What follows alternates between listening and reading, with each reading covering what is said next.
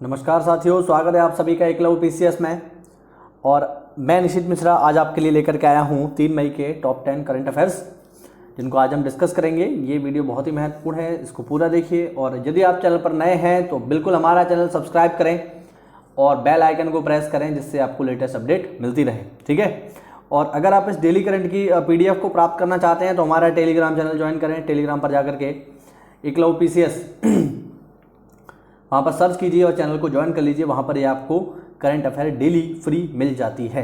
तो चलिए बिना किसी देरी के इसको शुरू करते हैं। यहाँ पर पहला प्रश्न है, हाल ही में किस राज्य ने डीजल, पेट्रोल और मोटर स्पिरिट के लिए कोविड-19 उपकर लगाने की घोषणा की है? ठीक है, बेसिकली सवाल है किस राज्य ने डीजल, पेट्रोल तथा मोटर स्पिरिट के लिए कोविड-19 उपकर लगाने की घोषणा की है? तो विद्यार्थियों, इस सवाल का जो सही जवाब है ऑप्शन है नागालैंड, मणिपुर, केरल और त्रिपुरा। तो इस सवाल का जो सही जवाब है विद्यार्थियों वो है नागालैंड। नागालैंड ने ये घोषणा की है, ठीक है, कि हम अपने राज्य में पेट्रोल, डीजल तथा मोटर स्पिरिट पर कोविड-19 उपकर लगाएंगे। इसको बोलते हैं सेस। ये क्या है? ये है सेस। अच्छा, जरा हम समझ लेते हैं कि उपकर होता क्या है। देखिए, एक तो होता है टैक्स, ठीक है, और दूसरा होता है सेस। सेस जो होता है उसे हिंदी में हम कहते हैं उपकर। अब उपकर क्या होता है? उपकर ऐसी चीजों पर लगाया जाता है, ठीक है, जिनसे हमें किसी विशेष लक्ष्य की प्राप्ति हो रही हो। यानी ये एक ऐसा टैक्स है जो हम तब लगाते हैं जब हमें किसी विशेष चीज की आवश्यकता हो, तो उस आवश्यकता की पूर्ति करने हेतु इस टैक्स को लगाया जाता है। यानी उपकर तब लगाया जाएगा जब हमें उस पैसे को किसी विशेष कार्य में खर्च करना हो। उदाहरण के लिए, मान लो आप विदेश से कोई लग्जरी कार खरीद के लाए, ठीक है, आप विदेश से कोई लग्जरी कार खरीद के लाए। अब उस कार की कीमत 1 करोड़ रुपया है, ठीक है। तो ऐसे में जब आप उस 1 करोड़ की कार को खरीद करके लाएंगे तो पहले जो टैक्स लगेगा वो तो लगना ही है, वो सारा कुछ लगेगा। लेकिन हो सकता है फिर उस पर 1 से 1.5% जो है या 2% जो है आप पर सेस भी लगा दिया जाए। अब उस सेस का इस्तेमाल कहाँ होगा? तो हो सकता है गवर्नमेंट उस सेस का इस्तेमाल करे प्राथमिक शिक्षा के लिए, ठीक है। यानी वहाँ से जो पैसा उसे मिलेगा, 1 से 1.5% जो रुपया उसे मिलेगा, उस रुपए का सरकार इस्तेमाल करेगी किसके लिए? शिक्षा के लिए। तो उसको नाम क्या दे दिया जाएगा? उसको नाम दे दिया जाएगा प्राथमिक शिक्षा उपकर, यानी प्राइमरी एजुकेशन सेस, 1 से 1.5% तक। अब सरकार ऐसा क्यों करती है? तो सरकार इसलिए करती है क्योंकि सरकार ये मान करके चलती है कि जो आदमी 1 करोड़ या 1.5 करोड़ की कार खरीद सकता है तो उसके लिए 10, 20, 50 हज़ार रुपए की कोई वैल्यू नहीं है, और ऐसे व्यक्तियों से सेस वसूला जाना चाहिए, ठीक है। तो ये होता है सेस, जो किसी विशेष लक्ष्य की प्राप्ति हेतु किसी वस्तु पर लगाया जाता है। यहाँ पर नागालैंड ने इसको लगाया है पेट्रोल, डीजल पर, है ना, कोविड-19 के लिए। तो देखो, नाम से स्पष्ट है कोविड-19 उपकर। इसका मतलब ये है कि इस सेस से जितना भी रुपया गवर्नमेंट ऑफ नागालैंड को प्राप्त होगा वो सारा का सारा खर्च कहां होगा? वो सारा का सारा खर्च होगा विद्यार्थियों कोविड-19 महामारी से लड़ाई के दौरान। तो ये नाम से स्पष्ट है, इसलिए मैं समझता हूं ये टॉपिक आपको क्लियर हो गया होगा कि सेस क्या होता है और क्यों लगाया गया है। व्याख्या में आप देख पाएंगे, आंसर नागालैंड है। कोरोना वायरस के कारण लागू लॉकडाउन की वजह से नागालैंड सरकार की आमदनी प्रभावित हुई है। ऑब्वियस बात है, जब कुछ हो ही नहीं रहा है तो आमदनी प्रभावित होगी। राजस्व में आई इस कमी की पूर्ति के लिए राज्य सरकार ने पेट्रोलियम उत्पादों पर उपकर लगाने का फैसला किया है। नागालैंड सरकार ने पेट्रोल तथा डीजल पर कोविड-19 सेस लगाया है। राज्य में पेट्रोल 6 रुपये तथा डीजल 5 रुपये प्रति लीटर महंगा हो गया है, ठीक है ना। तो कुल मिला के सरकार को इससे इनकम होगी, जिसका इस्तेमाल वह कोविड-19 महामारी से लड़ने के दौरान करेगी, ठीक है। तो ये होता है सेस। उम्मीद करते हैं आपको समझ में आ गया होगा। बढ़ते हैं अगले सवाल की ओर। अगला सवाल है, बजट पारदर्शिता और जवाबदेही में भारत को कितने स्थान पर रखा गया है? बजट पारदर्शिता तथा जवाबदेही में भारत का विश्व में कौन सा स्थान है? ये सवाल है हमारा। ऑप्शन है 25वां स्थान है, 50वां स्थान है, 43वां स्थान है या 53वां स्थान है। तो मेरे बच्चों, जो इसका सही जवाब है वो है 53वां। भारत का स्थान जो है बजट पारदर्शिता तथा जवाबदेही में विश्व में 53वां, ठीक है। बात समझ रहे हैं ना? हाँ जी। अब ये क्या है? तो एक संस्था है जिसका नाम है इंटरनेशनल बजट पार्टनरशिप IBP एक संस्था है विद्यार्थियों जिसका नाम है IBP, हिंदी में अंतर्राष्ट्रीय बजट पार्टनरशिप, इंग्लिश में हो जाएगा इंटरनेशनल बजट पार्टनरशिप। ये संस्था जो है पूरी दुनिया का ओपन बजट सर्वेक्षण करती है, पूरे दुनिया के जो बजट हैं उनकी समीक्षा करती है और फिर उन्हें 0 से 100 तक के बीच में अंक देती है, इसके आधार पर रैंक बनती है। ठीक है, तो ये संस्था जो है इसको तैयार करती है। देखिए इसमें लिखा हुआ है बजट पारदर्शिता के स्तर को 0 से 100 के पैमाने पे मापा जाता है। अच्छा, ये इसमें आप ध्यान रखना कि कौन देता है, कौन जारी करता है इसको, तो IBP, ठीक है, इंटरनेशनल बजट पार्टनरशिप नाम की संस्था इसको जारी करती है और जैसा कि मैंने बताया 0 से 100 तक के बीच में ये स्कोर देता है। भारत का स्थान जो है आप देख सकते हैं 117 देशों में 53वां है। भारत का स्थान 117 देशों में 53वां है और स्कोर कितना है 49। ठीक है, ठीक है ना, भारत का स्कोर है 49, इसलिए इसका रैंक है 53वां। अच्छा, यदि हम देखें कि इसमें पहला स्थान किसका है तो ये महत्वपूर्ण हो जाता है बच्चों। तो पहला स्थान में जिस देश का पहला स्थान है इस रैंकिंग में वो है न्यूजीलैंड। ध्यान रखेंगे हम, न्यूजीलैंड का इस रैंक में पहला स्थान है। अच्छा, न्यूजीलैंड के नंबर कितने हैं तो 100 में से, तो न्यूजीलैंड के नंबर है 100 में से 87। तो इंटरनेशनल बजट पार्टनरशिप द्वारा के संस्था के द्वारा जारी किया गया बजट पारदर्शिता में पहला स्थान है बच्चों न्यूजीलैंड का और भारत का स्थान है 53वां। हम ध्यान रखेंगे, पूरी जानकारी आप लोगों के सामने है। अगला प्रश्न देखें, किस राज्य सरकार ने कार और जीप जैसे सरकारी वाहनों की खरीद पर साल भर के लिए बैन लगा दिया है? वो कौन सा स्टेट है जिसने कहा है कि अब इस साल कोई भी कार और जीप जैसा कोई भी सरकारी वाहन नहीं खरीदेंगे? ऑप्शन है बिहार, पंजाब, हरियाणा और केरल। और इस सवाल का जो सही जवाब है बच्चों वो है हरियाणा। हरियाणा सरकार ने ये फैसला लिया है कि वह इस वित्तीय वर्ष में कोई कार और जीप नहीं खरीदेंगे। आपको याद होगा तो मैंने पिछले करंट अफेयर्स में बताया था कि हरियाणा सरकार ने ये भी घोषणा कर दिया कि इस साल कोई भी गवर्नमेंट जॉब नहीं दी जाएगी, है ना। हरियाणा सरकार ने ये फैसला लिया है कि इस साल में कोई भी गवर्नमेंट जॉब नहीं देंगे और हरियाणा सरकार ने ये फैसला लिया है कि इस साल कोई कार और जीप नहीं खरीदेंगे। कारण क्या है बच्चों इसका? तो बिल्कुल आप लोग इसको समझ पा रहे होंगे। कारण इसका सिंपल सा है, वो है कोविड-19 महामारी। कोविड-19 महामारी के दौरान ये सारी चीज़ें हो रही हैं, क्योंकि सारी चीज़ें बंद हैं तो राजस्व नहीं हो पा रहा है, रेवेन्यू जनरेट नहीं हो रहा है और रेवेन्यू जनरेट नहीं होगा तो खर्चा करने के लिए पैसा कहाँ से आएगा। इसीलिए सरकार ऐसे फैसले ले रही है। तो ध्यान रखेंगे, हरियाणा गवर्नमेंट ने जो है कार और जीप जैसे वाहनों की सरकारी खरीद पर 1 साल के लिए रोक लगा दी है। इसके साथ साथ गवर्नमेंट जॉब पर भी 1 साल के लिए रोक लगा दी है। व्याख्या आप देख सकते हैं, हरियाणा कैबिनेट ने लॉकडाउन के बीच बसों, एम्बुलेंस, अग्निशमन वाहनों जैसे आपातकालीन सेवाओं के वाहनों को छोड़कर कार व जीप समेत सभी नए वाहनों की खरीद पर मौजूदा वित्त वर्ष में पूरी तरीके से प्रतिबंध लगा दिया है। जैसा कि मैंने आपको बताया वही है। आप देख सकते हैं, हाल ही में किए गए अध्ययन के अनुसार निम्न में से किस नदी पर चीन द्वारा बनाए गए बांधों के कारण अनुप्रवाह देशों में सूखे की स्थिति देखी गई है? ठीक है, किस नदी पर बांध बनाया गया है जिसके कारण से उन देशों में जो जाने वाली नदी है वो सूखे के कारण प्रभावित है विद्यार्थियों, और वो नदी है मैकांग। ध्यान रखेंगे, ठीक है ना। मैकांग नदी पर चीन ने बांध बनाए हैं, इसलिए जब वह नदी आगे बढ़ती है तो वहाँ पर सूखे जैसी समस्या उत्पन्न करती है, क्योंकि नदी में पानी ही नहीं होता। आप देख सकते हैं। अच्छा, ये भी हम ध्यान रखेंगे कि इस समस्या से कौन कौन से देश ग्रसित हैं, ठीक है, तो आपको इसमें आगे पता चल जाएगा। वैसे मैं आपको बता दूं, ये म्यांमार, लाओस, थाईलैंड और कंबोडिया जैसे देश जो है इससे ग्रसित हैं। आप देख सकते हैं, यह अध्ययन बैंकॉक में सस्टेनेबल इंफ्रास्ट्रक्चर पार्टनरशिप और लोअर मैकांग इनिशिएटिव द्वारा प्रकाशित किया गया है। इस अध्ययन को अमेरिकी सरकार द्वारा वित्त पोषित किया गया है। अध्ययन में कहा गया है कि 2012 से मैकांग नदी पर बने 6 बांधों के कारण नदी का प्राकृतिक प्रवाह प्रभावित हुआ है। मैकांग नदी चीन से निकलकर, देख सकते हैं यही महत्वपूर्ण बात है, चीन से निकलकर म्यांमार, लाओस, थाईलैंड तथा कंबोडिया और वियतनाम तक बहती है। अब चूंकि हो क्या रहा है, हो ये रहा है कि चीन ने पहले ही 6 बांध इस पर बना लिए हैं ऊपर ही, तो जब ऊपर ही 6 बांध बन गए हैं तो भैया फिर नीचे पानी कैसे जाएगा। ये तो बिल्कुल वैसा ही है कि उत्तराखंड जो है बहुत सारे बांध बना ले गंगा नदी पर, उसके बाद उत्तर प्रदेश भी बहुत सारे बांध बना ले गंगा नदी पर, तो क्या बिहार में गंगा का पानी पहुंच पाएगा? झारखंड में गंगा का पानी पहुंच पाएगा?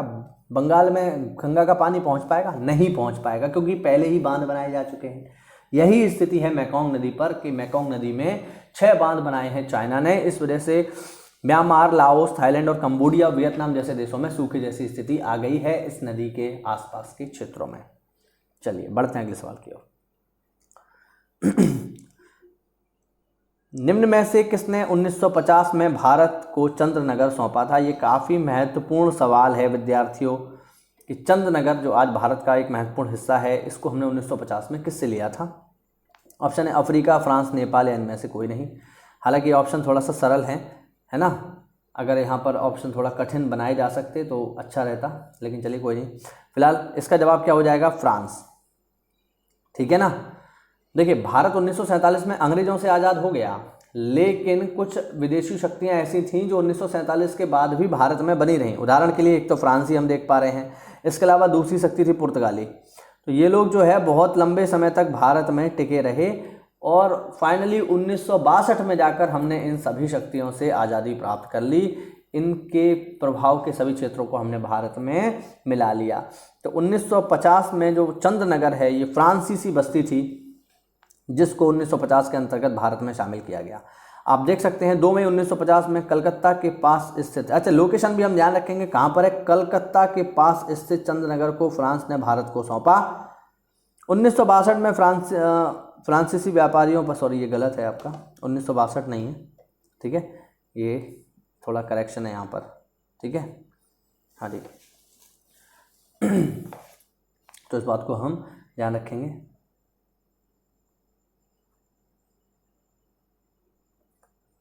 या 1962 नहीं है, गलत है यहाँ पर, ठीक है। तो आप देख सकते हैं यहाँ पर फ्रांसीसी व्यापारियों ने यहाँ आकर अपनी कंपनियां शुरू की थी। 1948 में शहर में कराए गए जनमत संग्रह में लोगों ने भारत के साथ जाने की इच्छा जताई थी, ठीक है ना। इस बात को हम ध्यान रखेंगे, ठीक है।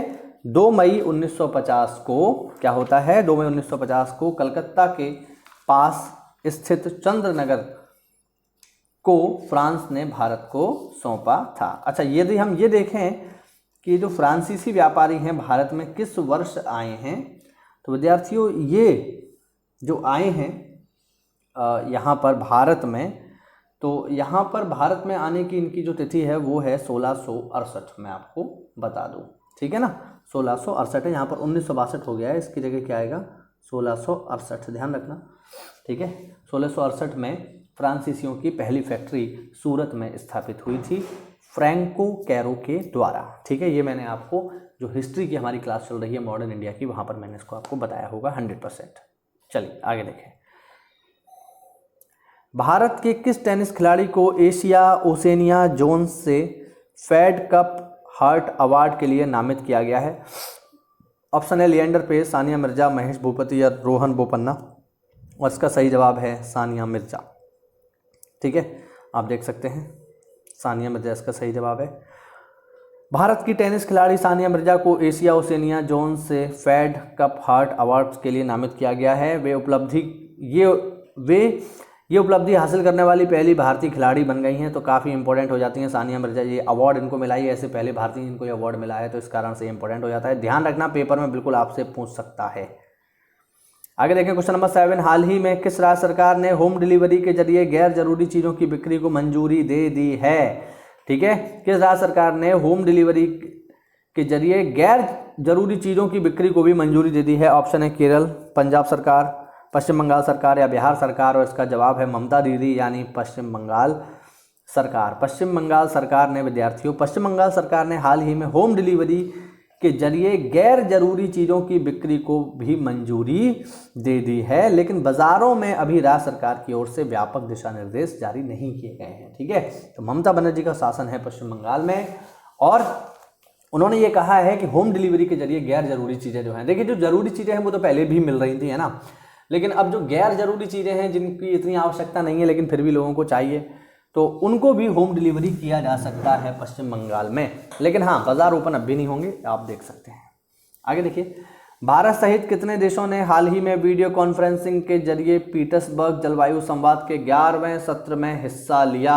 काफी महत्वपूर्ण है, सेंट पीटर्सबर्ग जलवायु संवाद का 11वां सत्र। और भारत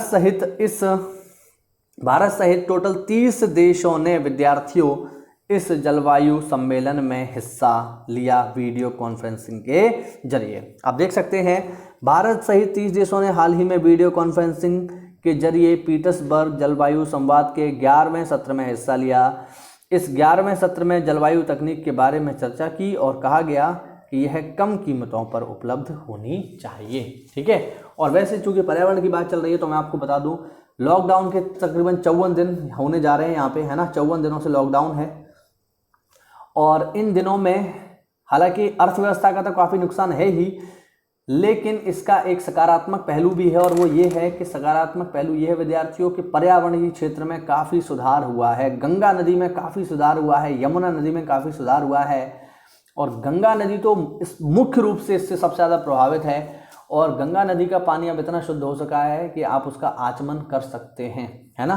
पहले मैं आपको बता दूं, गंगा का पानी इतना शुद्ध नहीं था कि आप उसका आचमन करें, आप उसको ग्रहण करें, वो आपको बीमार कर सकती थी, लेकिन अब ऐसा नहीं है। हालांकि लोग पहले भी आचमन करते थे, वो उनकी श्रद्धा है, लेकिन वैज्ञानिक दृष्टिकोण से देखा जाए तो ऐसा नहीं था।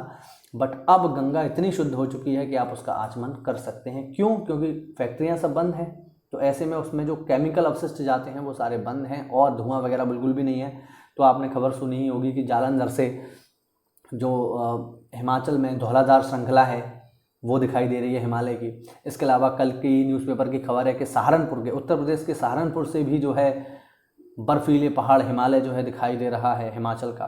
तो ये काफ़ी अच्छी खबरें हैं देखा जाए तो। और एयर क्वालिटी इंडेक्स तो काफ़ी सुधर गया है इस लॉकडाउन के दौरान।